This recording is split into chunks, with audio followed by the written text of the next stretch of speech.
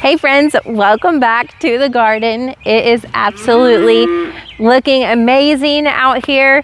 It is early June and we're ready to do our June garden tour. We are going to take a look through this garden today.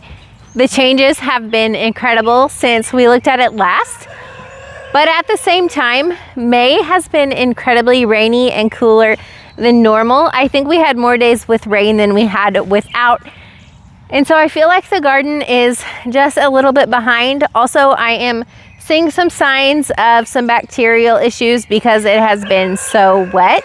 We're gonna start this garden tour with this bed of garlic. This is my first year of growing garlic, and as you can tell, this bed looks pretty poor. It definitely didn't have the expectations that I was going for, but some of this garlic scaped about 3 weeks ago, and so it's ready to harvest, and then some of it is just now throwing scapes.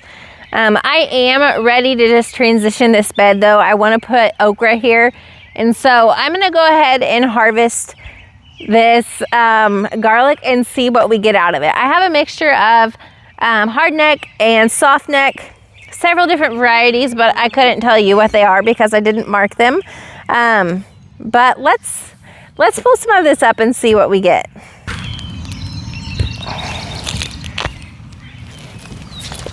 Well, that did not work out very well. I may need to loosen this soil first.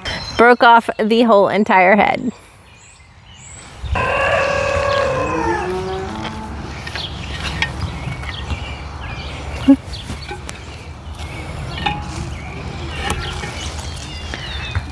All right, well, I'm actually really impressed with that. That's a huge clove, or a huge head of garlic. It's beautiful. That's pretty awesome.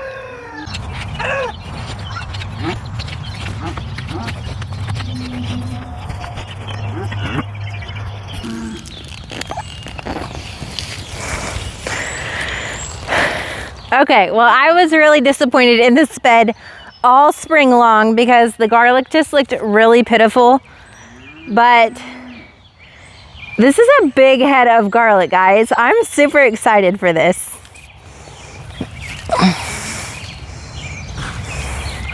Also, I am glad that I'm harvesting, even though I felt like it wasn't time yet, because it looks like some of these cloves are splitting apart a little bit.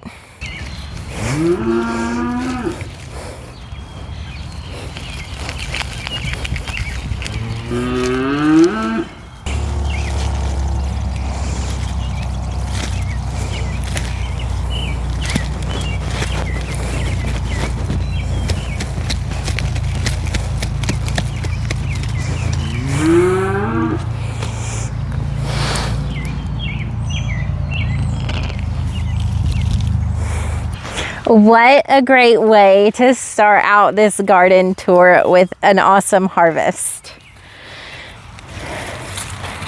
I am definitely going to plant garden again. We plant it here around like the very end of October. This coming year, I think I am going to plant a whole lot more than I planted, and I didn't do anything to this garlic. So when I put it in here, I chopped this bed with some compost from my chicken coop. But then after that, I didn't do a single thing to it. And honestly, like, I have big garlic, so I feel like that was okay. I just didn't have great germination for some reason. But what an awesome harvest I got. Guys, look at all this garlic. It looks absolutely amazing. This is definitely not a year's worth for us, which was my goal. But for my first year and my first ever like real garlic harvest, I'm gonna say that we were fairly successful, and I'm super happy with the amount of garlic that I got. I think the next notable thing in my garden is this incredible kale. If you remember from the last garden tour, it looked really pitiful and really sad because it was being eaten by bunnies. But luckily for me, kale is really resilient, and it has completely came back, and it's big enough now that the bunnies are leaving it alone. I am seeing little tiny bits of some pest damage on here, although I still this season have not seen any of those white butterflies or the worms that eat cabbage and kale and broccoli and cauliflower. So I'm sure they're out here a little bit because I do have a little bit of holes in my leaves. But overall, it has been a tremendous year for that. Underneath these, I have, oh, and look at that. I was just saying I don't have any bunny damage, but I was telling you about the nasturtium that I have planted under here, and I don't know if it was a bunny or a cutworm, but something has just taken this plant out. I did put a second one here though, so we will still have some beautiful nasturtium under there. I have a whole bunch of cilantro and a bunch of parsley that I have been harvesting nonstop on. And then here I have two Principe Borghese tomato plants. Principe Borgheses are known for making sun-dried tomatoes, and that is definitely my goal. This one I put the cage on time, but this one I did not. And so I just tried the other day wedging this cage on here, but these plants grow so incredibly fast. So I'm probably just actually going to pull this cage off and have a stake put in here. I think that's probably going to work best for me. My spinach is all gone to seed. I need to get all of this pulled out and fed to my chickens so I can put something else in this space here. And in this bed following all of that, I just kind of have a wide array of things. I have some beans here that are beginning to flower. I have several different varieties of peppers. I have some calendula that is just starting to bloom. I have some volunteer tomato plants here, and then I have some Swiss chard. I have more cilantro. This is just kind of my little bit of everything bed, I guess. I did not plan on having a tomato right here, but I'm going to tell you, I absolutely hate pulling out a beautiful, healthy volunteer. And so I think I'm just going to let it stay and let it do its thing. And then in here, I just spied my first nasturtium flower. These are edible. They're a little bit spicy, but they are very beautiful. This is what this area looks like coming from this direction. And so I think next we're going to talk about my walls of tomatoes. They are doing incredible. If you have been following my garden for a while, then you know my struggles with tomatoes and the fact that I had herbicide damage. I didn't know where it came from, if it was in my compost, if it came from my neighbors who treat their fields. I wasn't sure, but I have been struggling with it for, I've lost track, probably over 5 years now. And so I think most likely that it was actually I'm really sure now that it was in my compost. This year I communicated with my neighbors, made sure that my tomato plants weren't gonna be out while they were treating their fields. And overall, my tomatoes look better than they ever have. They're absolutely loaded with blooms. They're loaded with fruit. But right here, I have a tomato plant, and I'll show it to you up close. This tomato plant has the classic herbicide damage that I have been struggling with.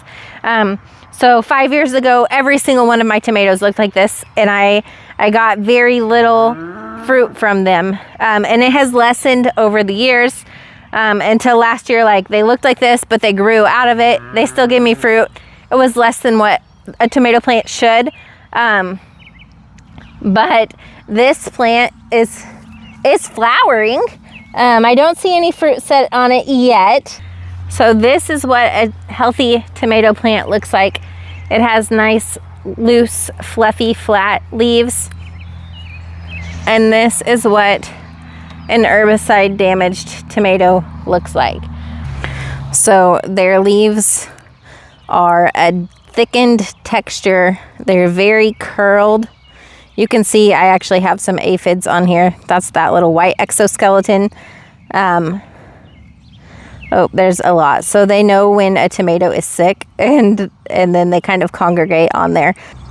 I probably am just gonna pull this plant out and leave that section of the soil bare, because I don't think I'm gonna get a ton of fruit set from this plant. I am guessing, and this is just a complete guess, but that just that little section of compost hasn't completely cleared out the herbicide like most of the rest of my garden has. I am growing on both sides of this cattle panel trellis, and I have 120 tomato plants in total in this garden.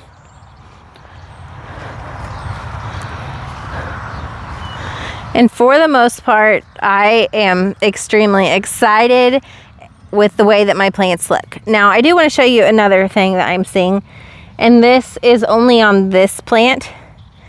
This is different than the herbicide damage. This is looking to me just like some leaf curl stress from the amount of rain that we've gotten. Look at that huge cluster of tomatoes and all of the flowers. These plants are going to be absolutely loaded. Look at these tiny little, these are Matt's wild cherry.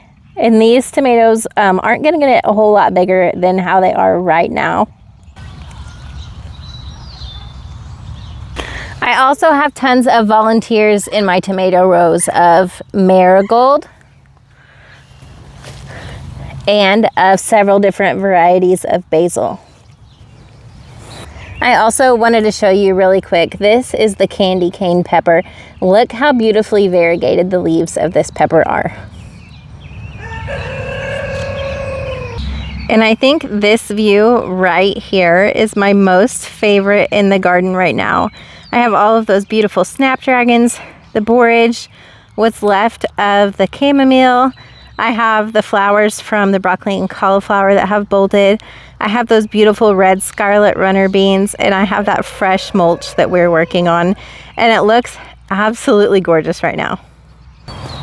These snapdragons are some of my absolute favorites. I have actually, oh my gosh. Okay, so this one is by far my most favorite. That looks like strawberry lemonade. Several different varieties here. I know for sure like these are the Orange Wonder, and then these are just a mixture of, it was just called tall snapdragons. I also have zinnias really close to blooming. I have some beautiful lavender hidden down here in the weeds. And then over here, I have tons of just volunteer sunflowers.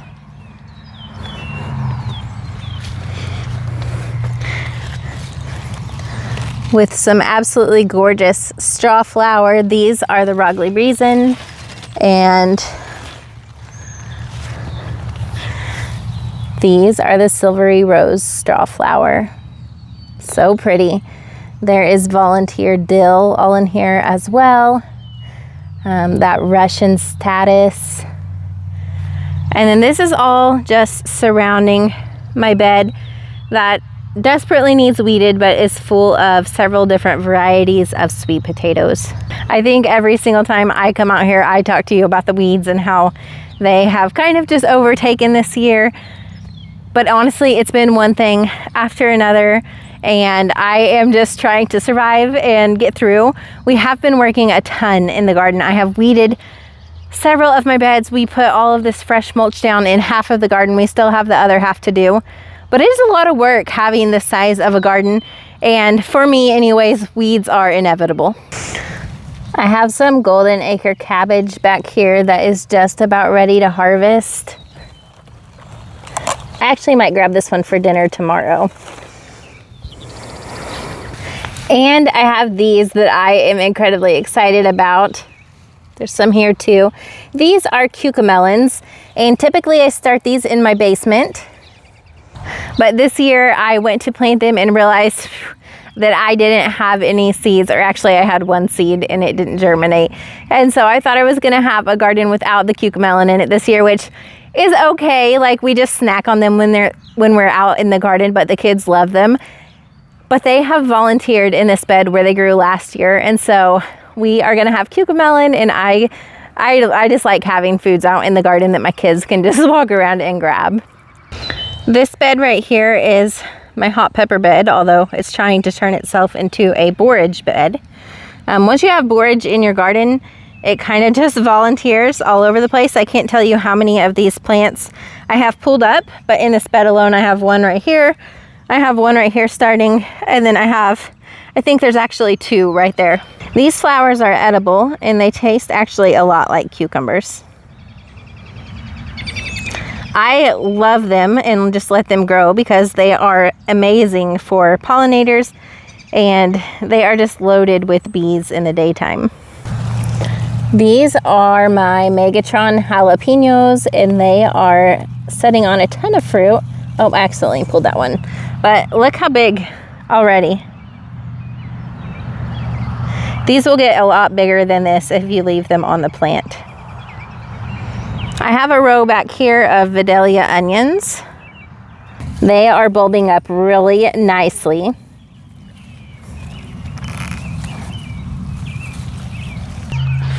All right, and now that I have showed you all of the weedy, jungle-like, crazy part of the garden, I'm gonna take you over to the side that actually, now that I'm looking at my beds, I definitely still have some beds that have not been weeded, but overall it looks much better. So if you didn't like me on that side, you didn't like the weeds, you didn't like the craziness, maybe you'll enjoy this side a little bit better. But what's that saying? If you don't love me at my worst, then you can't have me at my best. So ideally, I would keep this garden weeded much better. I would have my walkways all mulched. I would have my irrigation finished.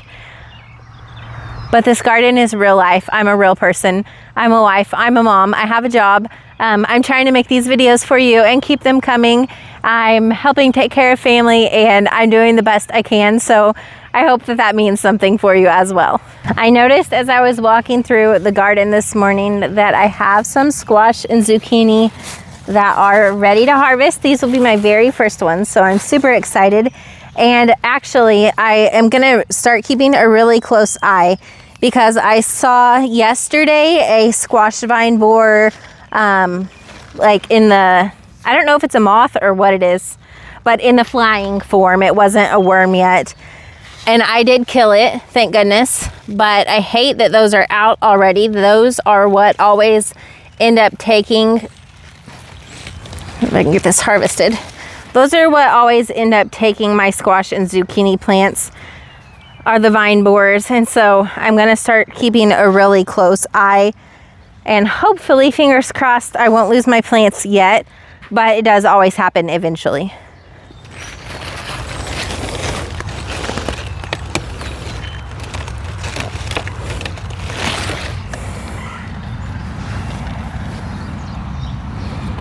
I got 2 of these, I think they're called just round squash.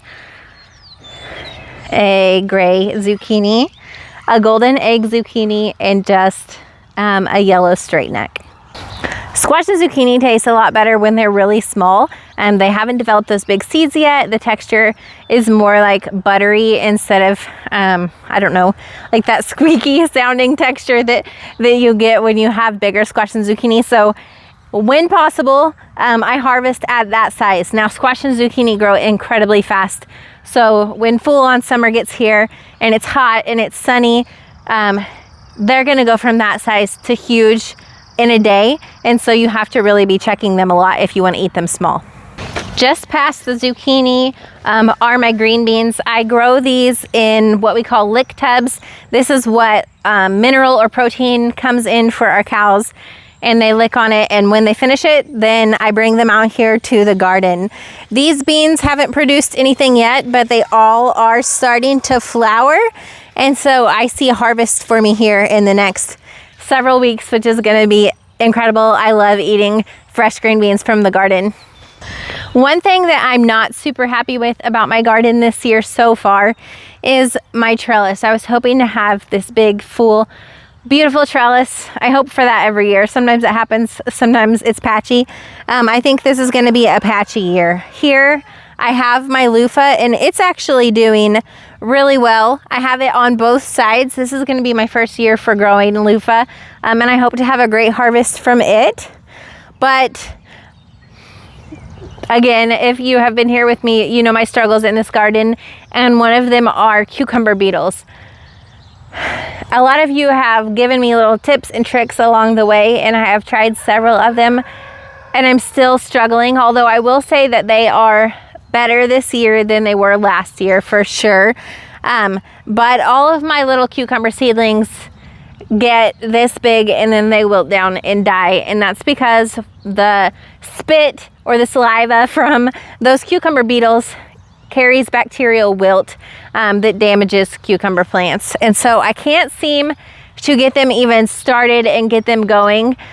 The same with my melons, it does the same thing to them. So I was hoping to grow a whole bunch of cantaloupe up and down this trellis this year, and I don't think that I have any. I do see actually a few, I don't know if they're summer squash, or I don't know if they are winter squash or cucumbers or what they are at this point, but I see some of them that are finally starting to vine a little bit, but they're definitely not crawling up the trellis just yet. So fingers crossed that I can get something to grow up this other than loofah.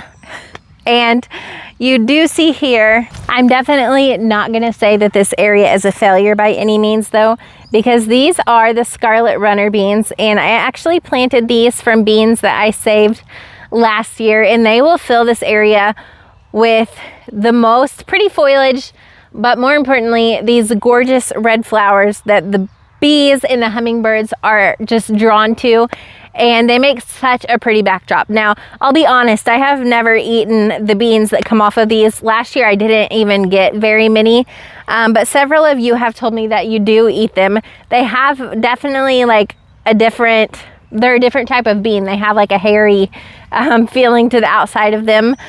So I probably honestly am not gonna eat them. I just grow them because I love them and they're beautiful and they bring me joy. You guys, I actually completely forgot about this until I just walked by and saw this bolting, but this is my strawberry bed, and I sprinkled some radish seeds in here. Just like an Easter basket mix.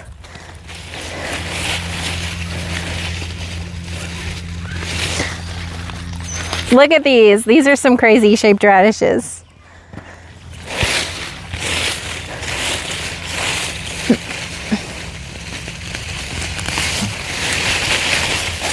This is all that I see. I actually don't love radishes, so I'm not sad about that. I just grow them because I like growing fast things, and if I have a little bit of space where I can grow something, I might as well. My husband will eat these on a salad though. This L-shaped bed in the back of my garden is looking absolutely gorgeous, but this parsley is getting out of hand and knocking my snapdragons over. These are flowering. This is a plant that made it through the winter. I tried to leave it honestly because parsley plants are hosts for swallowtail butterflies, and I thought maybe I would get some of this on here, but I don't see any. So I think that I'm probably gonna take this plant out this week to give my beautiful snapdragons some more room to grow. I have all of this beautiful chamomile. It's actually right here still doing really well and throwing on new flowers. Hasn't tuckered out quite yet, but I have harvested and harvested and harvested this chamomile this year. My carrots are filling out and looking beautiful, although I haven't harvested any of them yet. I don't think that they're quite ready. I can't see any tops yet, so I'm just gonna leave those alone and let them continue growing. And then same thing for these beets. They're looking beautiful. It is actually probably time that I come in here and thin them out because they aren't bulbing up at all yet. Oh, actually, look at that, I lied. They are starting to bulb. I told you that I was starting to see a little bit of problems from having such a wet spring, and I noticed it first here in this potato bed. I think what I have going on is just like potato spot. It doesn't look like blight to me. I just have brown spots scattered all over these leaves. I did order a copper fungicide to start spraying them, and I should get it tomorrow. So hopefully I can kind of just start using that throughout the garden. It's not going to solve this problem, but hopefully it will slow it down and also keep it from spreading throughout the garden.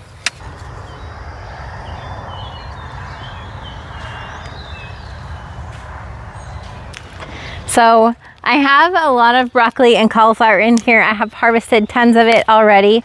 This broccoli is a little bit past when I should have harvested it. See, it's starting to really space out and almost flower a little bit, but it's still good to eat. We will still eat it, and we really love this stalk. I'm leaving that plant in for now. I'm gonna give these plants about 2 more weeks until I clear this area, and then it's gonna be succession planted with corn.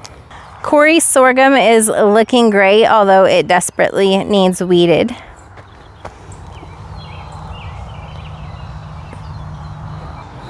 And these 2 potato beds over here, this one in particular, look absolutely gorgeous, and I don't see a sign of a fungal related problem whatsoever. This bed has been my last one to bloom. Some people cut these flowers off. I just leave them.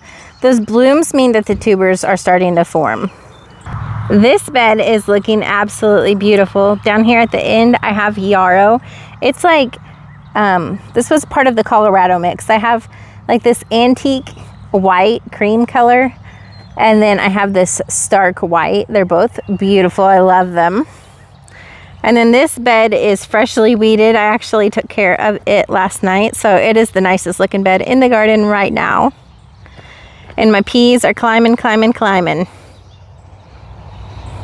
This bed is full of bell peppers. I have lots of little fruit set on here, but I am, just like my potatoes, noticing that they are struggling with the amount of moisture.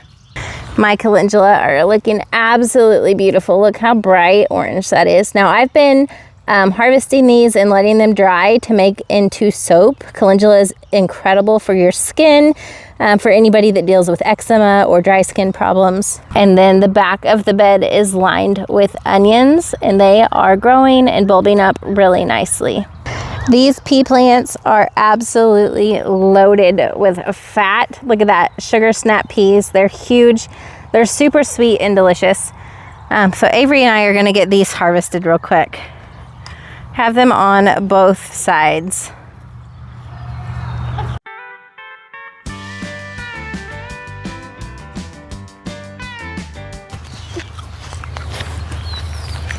These 3 buckets right here are ground cherries. I planted these 2, and this one actually is a volunteer. These are loaded with fruit again already, and so these are something just like the peas, just like the cucamelons, that we come out here and we snack on in the garden. You can use them for other things. I've heard they make a great pie, but my kids and I just gobble them up while we're out here. They're a mixture of they're in a husk like a tomatillo, but they taste like a mixture of pineapple, strawberry, tomato. And I know that sounds crazy, but they do, and they taste really good. What they look like as they start. And they're called ground cherries, so you don't pick them. You wait until they detach and fall, and then I just harvest them out of these buckets or around the ground. This is my asparagus bed. I have let them start just growing up. Once they get thinner than a pencil, you just let them grow into these tall, crazy fronds, and they grow really strong, healthy roots. So that's where we're at right now. This bed looks like an absolute jungle. This was my romaine lettuce. You can tell that it has bolted, and it is now putting off seeds. I have just been pulling like 1 or 2 of these a day and feeding them to the chickens. But I do have some volunteer lettuce here that we have been harvesting and eating from. This is a weed. It grows prolifically in my garden, but it is called, I think lamb's quarter is what it's called, and it is edible. It honestly tastes very similar to spinach. I tucked in some squash and zucchini over here just to see how they would do. This area only gets sun in the evening because of this huge tree right here. And so I was just curious if they would grow over here in this area or not. But what is thriving in this area, Avery, go stand by those collard greens so they can see how big they are these collard greens. Look at these, they're huge. And I'm gonna be honest, I haven't harvested a single bit of them yet. So send me all of your collard green recipes. I don't really know what to do with them. If you don't know, all of those white things on my tomato plants are aphids. And you see, this is just such a cool explanation. You see all of the ants and you see the ladybugs, okay? Ants farm aphids. So they show them where to go on the plant, and the aphids suck and they let out the nectar of the plant, which the ants then suck up and eat. But ladybugs eat thousands and thousands of aphids, and so they are just a natural predator in the garden to get rid of your aphid. This is why it's important to me to not use any chemicals in my garden, because yes, I have an aphid problem right here, but I also have ladybugs that are just naturally taking care of this problem for me. No pesticides required, no chemicals on my garden, not adding anything into my food that is gonna harm myself or my family, either now or even later down the road. Nature provides for itself and takes care of itself if you give it the ability to do so. To finish up this garden tour, I think we are gonna cut a bouquet. We're gonna start off with some straw flower. I love being able to have these flowers out here for their beauty, but I also love to cut bouquets and bring them into my house and be able to enjoy them inside as well. Really want this one.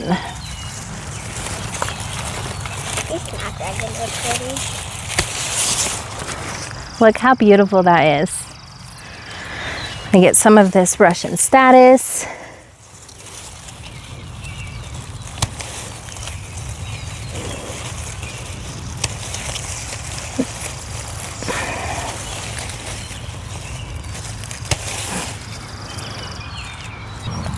I'm gonna get a bunch of this beautiful snapdragon.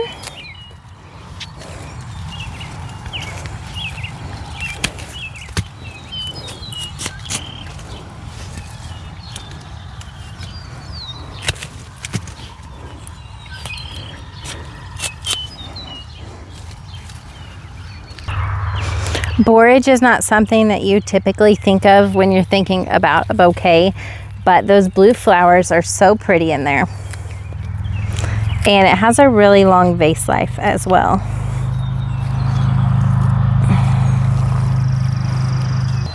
We're gonna grab some of this parsley and use the flowers from it, because why not? They're really pretty.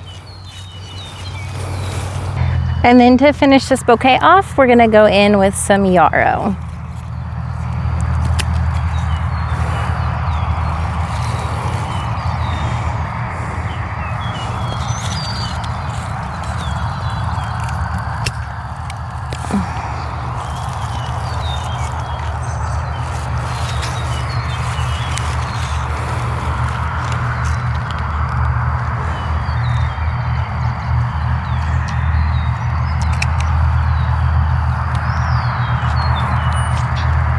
Thank you guys so much for spending an evening in my Southwest Missouri Zone 6B garden.